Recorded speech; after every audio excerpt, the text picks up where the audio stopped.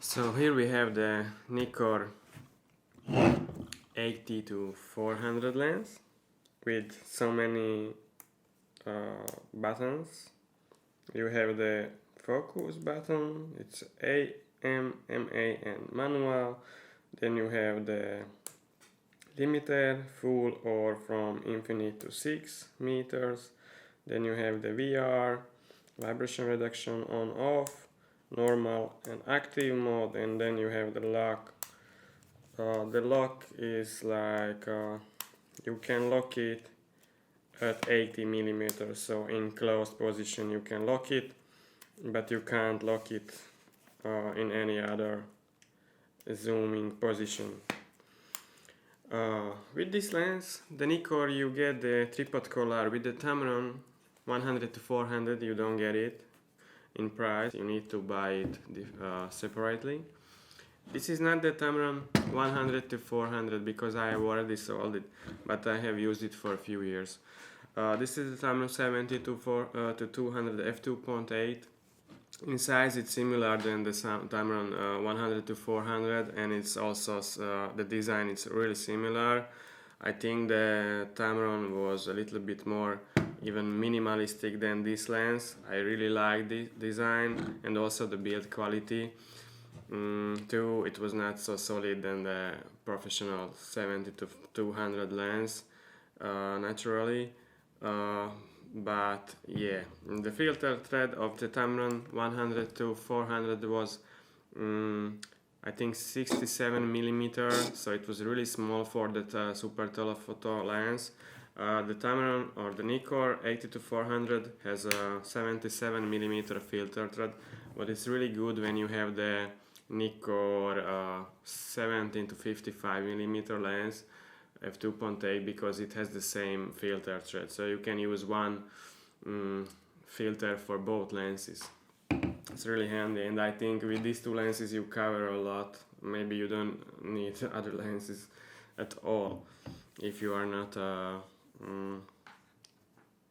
what is that? Okay, forget.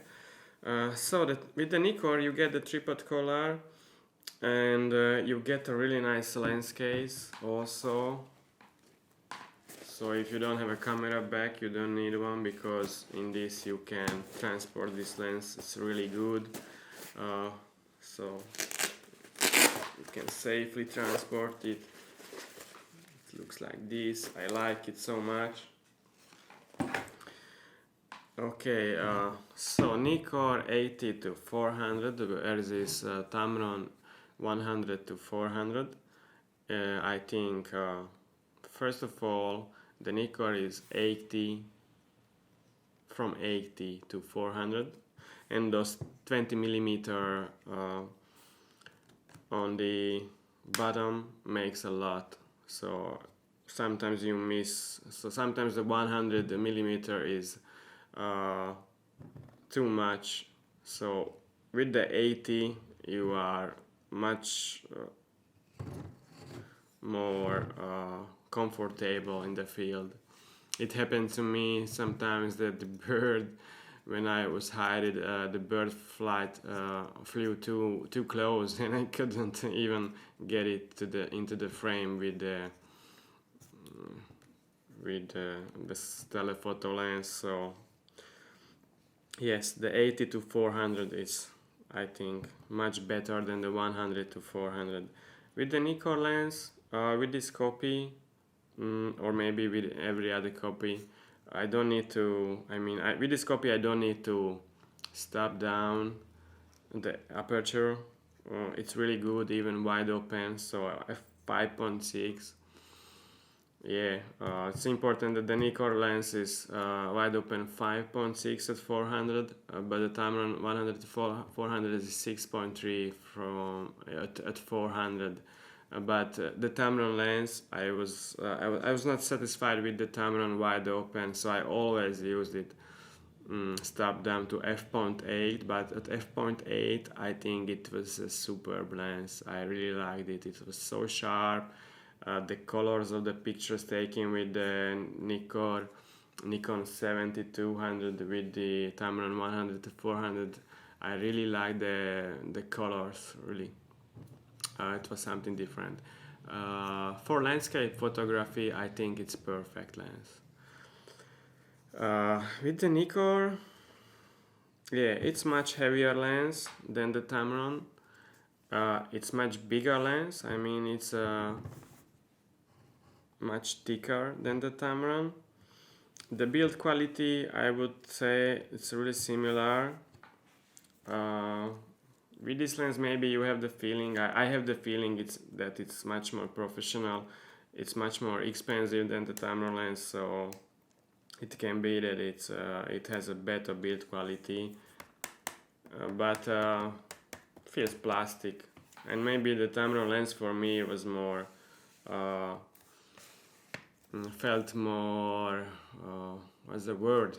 Holy shit. Felt more compact, you know, and it was so minimalistic. I really liked it. In this zoomed position, when you zoomed in with the Tamron lens, they both had the same size, circa. This is the lens hood of the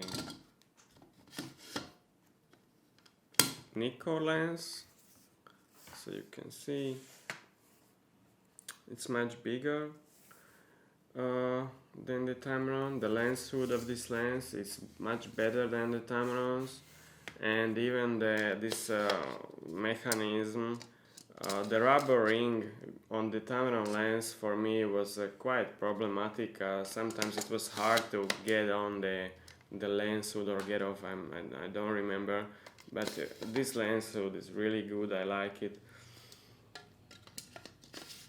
Yeah, so this is the Tamron 70 to 200, not the 100 to 400. So as I told you, that the 100 is sometimes more too much at the bottom, and with the at 400 I don't think there is any significant quality deterioration with these two lenses. So I used it comfortable always with 400 millimeter.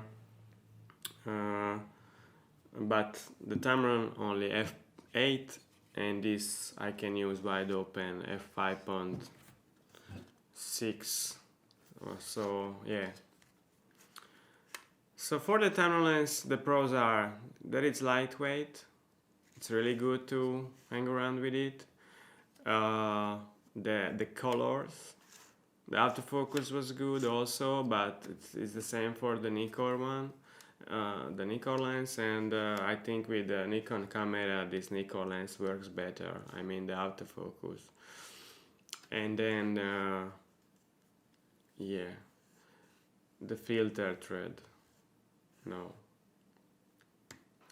So the pros for the Nikon lens are that it's from 80, it goes from 80 to 400, not from 100.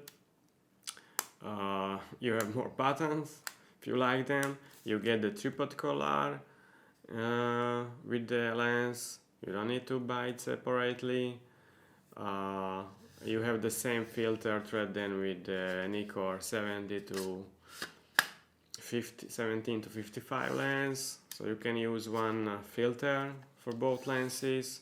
You have a nice lens case for this. And what else?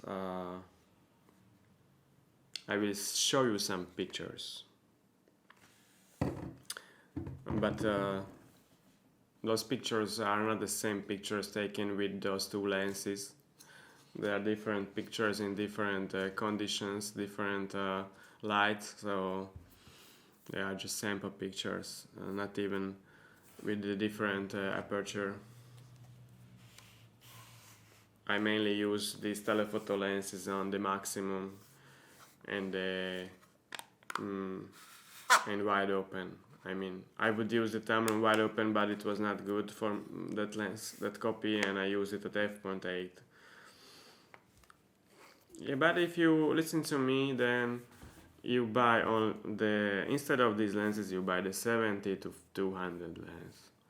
Even if you are a wildlife photographer, because the thing is that you need to close to the animals, Yeah, you can have 600 millimeter lens, but if you don't, you can't get too close enough to the animals, it never will be good. So you need to get close, and if you get close, the 200 millimeter lens is enough sometimes, because I don't get it why we need to photograph the S hole. I mean, why we need as detailed photos of the animals. So the thing today is that how sharp is it? You can see even the know what on the animals, but is it really important to be able to see, I don't know, so many details on the animal's body and face? It's really strange for me. I really like when you have in context the animals, so with the environment or something like that. So yeah, so if you get the 70 to 200 millimeter lens, this is the G2. It feels really heavy, but it has a very good build, and it's f2.8, and at f2.8 it's really good. So not as good at f4, but you can use it at f2.8. So if you can get close to the animals, then it's enough, I think. And the point in wildlife photography is that you must get close. Then, what else? I will sell, today I will sell the Nikon 80 to 400. I already sold the Tamron 100 to 400. I'm going to sell this one because now I need some money. But I think the best thing is to keep as less lens as it is possible, because then it's a mess. You are thinking too much what lens to take with you, which lens to use.